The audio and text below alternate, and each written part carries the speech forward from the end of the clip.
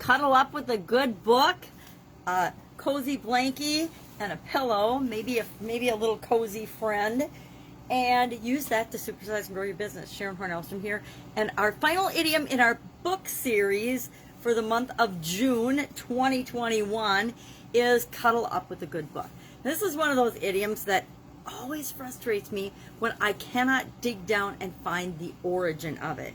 There's a little debate online between curl up with a good book or cuddle up with a good book or cuddle up with a book without good in it, because we don't necessarily spend all of our time reading good books. Sometimes we don't know if they're good or not until after we've read them and we decide whether we think they're good or not.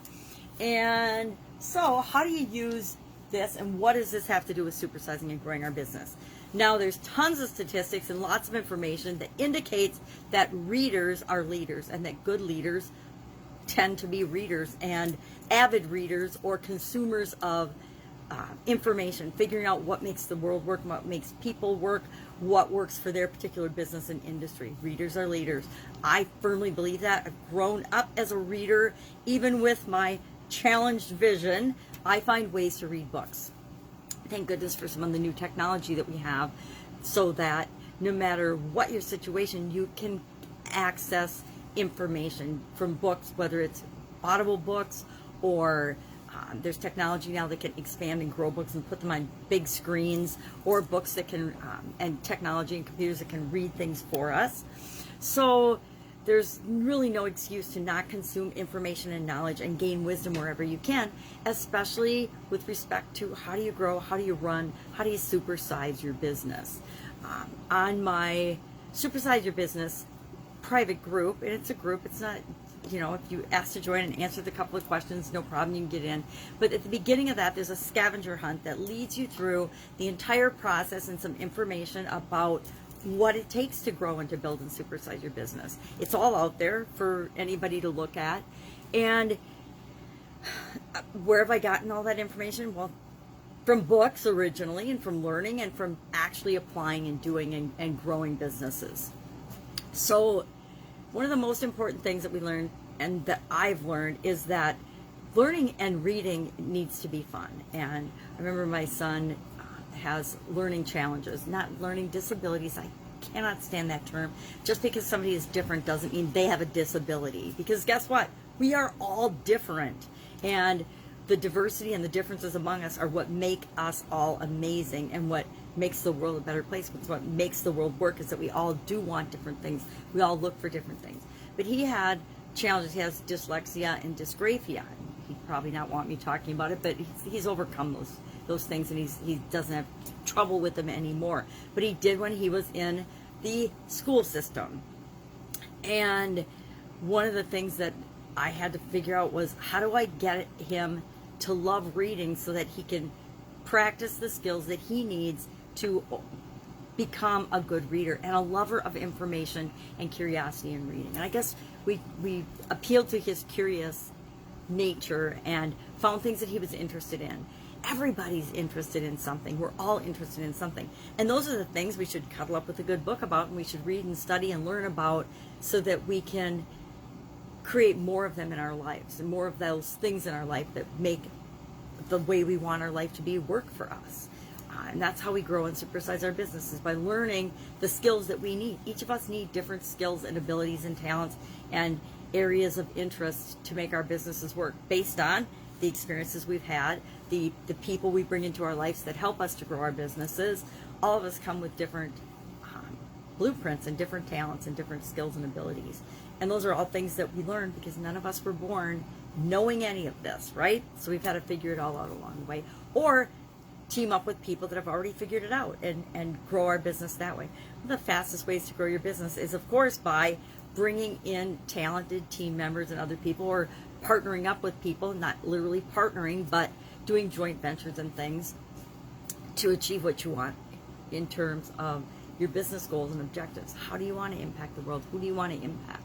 And some of how we learn that is by reading and modeling and learning from people that have gone before us, or people that are maybe alive now today that have had more experiences and different experiences than we have, that we can garner their wisdom from, so we can learn the lessons that they've learned without having to make all the mistakes that they make. Because we forget that we're all here experiencing our life, and a lot of it's trial and error and making mistakes and learning from those mistakes and moving on and continuing to move forward. So are you a reader? I guess I'd be curious about that. Do you like to cuddle up with a good book? I am one of those people that read a couple of minutes before I go to bed every night. And no matter how tired I am, there's a stack of books by my bed. I'll have to count them tonight, I'm not sure, but there's always a stack and a pile of books on my bedside, and one of those gets a little bit of attention every night before I go to bed, just because I'm always wanting to feed my mind. I think if we feed our mind, it gives us more ideas. If we have more ideas, it gives us more, it's like having a great vocabulary. It gives us more options and more things to choose from. It helps us to open up our minds and see more opportunities, see solutions to problems that other people just might not see.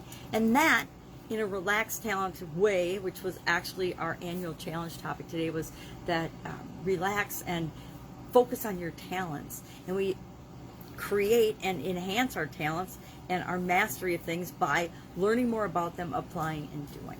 So, curious, do you cuddle up with a good book? Do you like this saying? I'm all about the soft and cozy. I live in a 4-season cold climate, and the winter is my favorite time to, sit by the fireplace, cuddle up with an Afghan or a soft, cozy blanket and a pillow and in a wingback chair, and just relax and read and learn more and just find things that I'm curious about and explore those things. So, do you cuddle up with a good book? Do you believe readers are leaders? Do you believe readers are, and being an avid reader and exploring and learning from the examples and experience of others is helpful to you?